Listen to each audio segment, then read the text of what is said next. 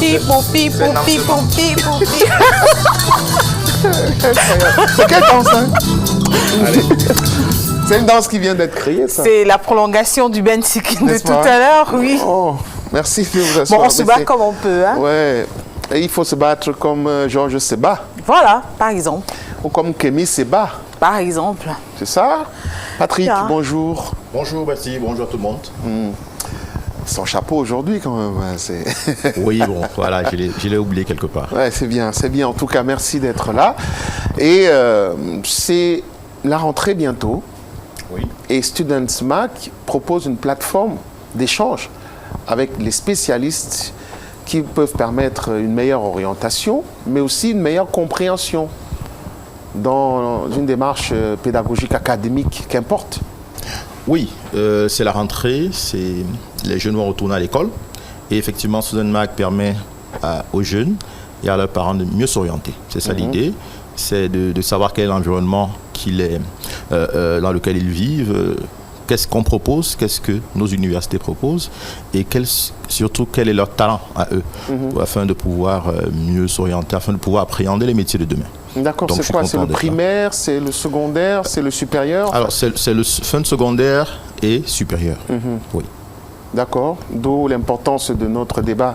Tout à fait. ce midi. Le débat est très actuel. Quels sont les métiers de demain, Oui. en fait? Qu'est-ce que dans ce nouveau monde, ce monde qui est connecté, qui est digitalisé, est-ce qu'il y a certains métiers qui sont plus importants que d'autres? Oui. Je crois que c'est ça la thématique. Effectivement. Patrick, permettez-moi de vous ramener un peu plus bas. D'accord. C'est vrai qu'au Cameroun, on aime l'école. À Zambom, Student Mac. Est-ce que c'est mauvais? Laisse-moi arriver jusqu'au bout de ma question ou de ma préoccupation. Patrick, Student Mac, hein, vous conseillez les élèves en fin de formation secondaire qui vont embrasser le supérieur. Oui. Mais le CAP, il y a le CAP qui est la fin de formation, je veux dire quoi, théorique ou scolaire pour de nombreux jeunes. Est-ce que ce type de cas ne vous intéresse pas? Tous les cas nous intéressent, sauf qu'il faut commencer quelque part. Et la logistique qui est déployée permet en réalité de commencer avec les jeunes qui sont à la sortie, parce qu'en fait, il faut rattraper. Ouais. Les jeunes qui sont des jeunes de terminale qui vont entrer désormais de première terminale, vont entrer dans le supérieur, et il faudrait qu'ils entrent sachant où ils vont. Sinon, on est en train de former des futurs chômeurs. Par contre, ceux qui sont au niveau BPC, donc CAP, en réalité, ils ont déjà, eux, une direction qu'ils ont choisie. Et vraiment, c'est à partir de ce niveau qu'on doit commencer à faire l'orientation. C'est-à-dire même un peu plus bas. Hein. Mais nous, on commence aujourd'hui avec ceux qui sont déjà vers la sortie pour redescendre progressivement et arriver même en sixième. C'est ça l'idée avec le temps. Mais il faut commencer quelque part. D'accord. Alors, Patrick, permets-moi de souhaiter bonne rentrée à tous les encadreurs. Bien sûr. Parce qu'aujourd'hui, 1er septembre, c'est la rentrée administrative. Oui. Une semaine avant la rentrée des enfants. Alors, quand nous, on grandissait, on savait qu'il fallait aller à l'école pour devenir ingénieur. Médecin. Médecin. Il fallait être avocat. Ouais. Chaque famille devait avoir magistrat. Son avocat. Les métiers sexy. Ah bon? Chaque famille devait avoir être pilote. Son sous-préfet. Capitaine dans l'armée. Voilà. Il fallait aller à l'EMIA.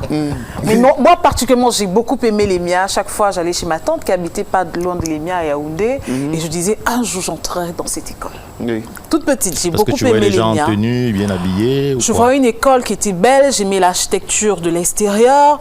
Et puis, c'était des militaires. Et puis, à l'EMIA, on a l'impression que c'est des militaires d'un certain niveau.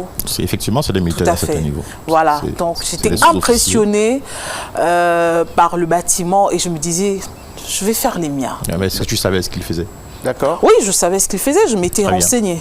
Toute petite. Super. En tout cas, nous savons Sauf que d'autres filles, Constance, d'autres raisons. Oui. Nous savons mené à babader. Que l'EMIA, l'ENIEJ, l'ENAM restent des écoles vraiment de référence. Ça, il faut le dire. Mais est-ce que ces écoles sont sur le point d'être dépassées? Non, c'est pas possible. Et c'est ça la thématique en fait. Est-ce que parce qu'on est en train de se digitaliser, parce que le monde se digitalise, est-ce qu'on ne va plus avoir besoin de la sécurité? Non, au contraire, la sécurité va se renforcer. Peut-être la sécurité va se renforcer d'autres façons. Donc il y aura de nouveaux métiers. Mais on aura toujours besoin de la sécurité. On aura toujours besoin des enseignants. On aura toujours besoin des agriculteurs. En réalité, on aura toujours besoin des enseignants. D'ailleurs, la question que nous avons posée à nos téléspectateurs, c'est de savoir si l'école est toujours importante à l'ère du numérique. Internet, on a tout sur Google. Oui. Aujourd'hui, on a le sentiment que Internet peut être un très bon professeur, surtout qu'on a l'intelligence artificielle aujourd'hui qui est plus proche des utilisateurs. Tout à fait. Moi, j'ai entendu une femme dire que je t'aime à l'IA. L'IA a dit que tu m'aimes comment? C'est une machine. Tellement c'est... Voilà. Oui. Mais tout ça, ça craint quand même.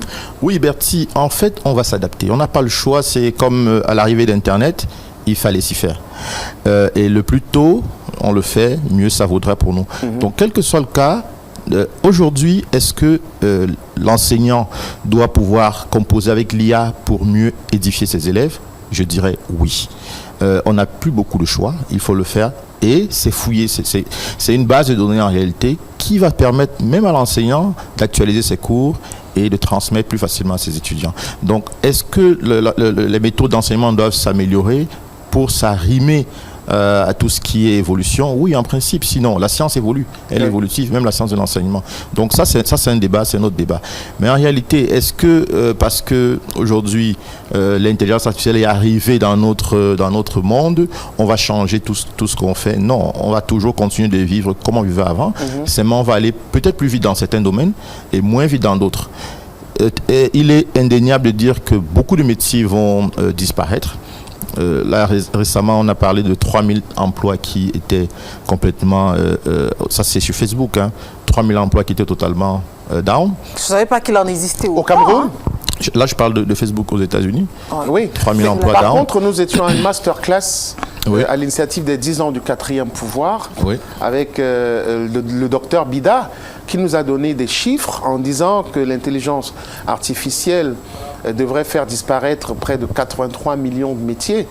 Il y en a tellement, mais devra en créer d'autres, environ 150. Voilà. Et donc, du coup, à la fin, qui gagne? Oui, mais est-ce que l'impact sera le même au Cameroun ou alors sur l'Afrique que dans les autres pays du monde? Rappelons qu'il y a déjà un déficit d'emploi qui existe. Et maintenant, avec l'arrivée des TIC, est-ce qu'on va sentir ça, l'arrivée de l'intelligence artificielle, est-ce qu'on va se ressentir ça autant que les pays développés qui utilisent cette intelligence artificielle de manière naturelle? Ok, je crois que c'est justement une très bonne question. Parce que si aujourd'hui les métiers du numérique ont le vent en poupe, les métiers de l'énergie, de l'environnement, ils ont le vent en poupe, tout ce qui est santé, biotechnologie et autres ont le vent en poupe, il n'en demeure pas moins qu'il faut d'abord regarder le cadre local. On ne va pas être climato-sceptique aussi? Pas du tout. Parce que l'enjeu climatique aussi oui, mais c'est un enjeu, voilà, c'est un enjeu qui est réel en fait. Nous sommes tous victimes des changements climatiques. Donc il faut tenir compte de notre environnement. Est-ce que dans notre environnement, on a facilement adopté, est-ce qu'en réalité nous sommes déjà digitalisés dans notre environnement? Un peu moins qu'ailleurs. Et puis, comment est-ce qu'il faudrait faire? La Banque mondiale a fait un rapport qui disait en Afrique, on a besoin de 23 millions d'informaticiens. Ça, c'était avant le boom de l'IA. 23 millions. Ça, c'est en Afrique subsaharienne. Donc, en principe, il en faut plus. Si on a déjà 23 millions... quelque chose avant? Naturellement, il faut les infrastructures. En principe, il faut les infrastructures. Ça, c'est clair. C'est pourquoi je dis... Est-ce que le jeune qui va se former aujourd'hui va se former en intelligence artificielle et va travailler au Cameroun? Est-ce qu'il sera pertinent? La question reste posée. Ce qui est sûr, c'est que s'il travaille dans un environnement où il y a les infrastructures, il sera pertinent, il sera efficace. Mais est-ce que c'est le cas dans notre environnement? Oui. Pour l'instant, ce n'est pas encore le cas. Alors, on a une information en Côte d'Ivoire. Il y a un Africain qui a bénéficié de près de 23 milliards de francs CFA pour mettre en place le data center qu'on n'a pas encore au Cameroun. Et on voit bien qu'il y a ces nouveaux métiers qui s'imposent à nous. Mais comment aller vers les formations? Est-ce que nous avons des structures fiables aujourd'hui? Parce que si on parle avec StudentMark, c'est peut-être savoir quelles sont les orientations de formation dans ce sens-là. Oui, bien sûr. Pour le data center, pour information aussi, il y a le ministère des Postes et Télécommunications qui ont travaillé avec une entreprise camerounaise pour réfléchir à créer des data centers. C'est une entreprise qui a déjà fait ailleurs. Donc, vivement que le dossier avance pour que qu'on crée un data center à Kribi. Je pense bien que c'est la zone. On parlait beaucoup de Silicon Valley à un moment, présent dans la partie sud-ouest. Ça existe toujours. C'est vrai que ça existe toujours. C'est devenu sur le Crown Mountain. Ça existe toujours. Est-ce que dans l'avenir, ce type de ils forment les jeunes, ils créent des startups. Ouais. C'est un écosystème, parce qu'en fait, on a un problème d'écosystème. Mais là, ce n'était pas la question de Bertie. Oui, je veux savoir s'il y a des orientations pour une formation institutionnelle. Bien sûr qu'il y a plusieurs, aujourd'hui encore plus qu'avant, il y a plusieurs écoles qui offrent des formations dans l'IT, aujourd'hui même dans l'intelligence artificielle. Il y en a au Cameroun, il y en a plusieurs. Que ce soit Douala, à Yaoundé, à Bafoussam, il y en a. Donc ça, c'est des centres créés ou adaptés? Non, c'est des filières de formation commencent à se créer.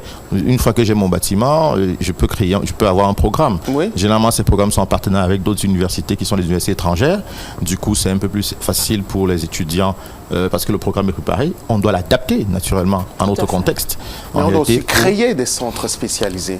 Les centres spécialisés, pour l'instant, vous savez, le gouvernement va toujours aller un peu plus lentement que le privé. C'est normal, c'est une grosse machine. Mais le monde va vite, oui, paradoxalement. Mais le monde qui va vite, dans les autres États, ce n'est pas le gouvernement qui le crée. C'est toujours les privés qui vont plus vite. Et les gouvernements s'adaptent. Et puis la loi vient après. C'est généralement comme ça. Okay. Le privé est toujours le précurseur parce que ce sont des intérêts privés et ça va plus vite, c'est plus agile que les mastodontes qui sont les États. Mais Patrick, ça nous a pris plus d'un siècle pour arriver à ce qu'on pourrait appeler une révolution industrielle, même si jusqu'ici les industries manquent énormément en Afrique. Mais à l'ère du tout digital avec l'intelligence artificielle, tout va vite. D'après vous, au-delà de Student Max, que devraient faire les gouvernants, notamment le gouvernement camerounais, pour permettre aux Camerounais de profiter de manière bénéfique, de manière pertinente de ces métiers d'avenir qu'offre l'intelligence artificielle. Et pour mieux vous accompagner aussi. Si on parle des métiers de l'intelligence artificielle, en réalité, on parle d'abord de l'infrastructure IT. C'est d'abord ça. Il faudrait avoir une excellente connexion Internet. Oui, mais il faudrait avoir aussi un data storage. C'est pour ça qu'on parlait des 23 milliards. Et ce n'est pas beaucoup d'argent, en fait, pour les États de déposer 50 milliards pour avoir un data center qui va après stocker nos données. Parce qu'en fait, c'est ça. On est dans la problématique des données. Ouais. Et les données, en fait, c'est ça qui coûte de l'argent. Donc, du coup, est-ce que les gouvernements peuvent provisionner cet argent pour développer ces infrastructures? Oui, on peut le faire. On sait bien que ce n'est pas de l'argent qui manque dans nos États. Donc, il suffit d'abord d'avoir une bonne volonté et de mettre des technocrates. Moi, je milite toujours pour un gouvernement de technocrates, de gens qui savent ce que c'est. Bureaucrates. En fait. Oui, pas mettre toujours des gens. Oui, si on a des gens qui sont qualifiés dans leur domaine, qui ont fait du terrain, peut-être même qui viennent du privé, ils sauront quoi faire là-bas. Parce que c'est normal qu'un administrateur ne soit pas toujours bien informé par rapport à quelque chose, un domaine qu'il ne maîtrise pas. C'est tout à fait normal, c'est tout à fait logique.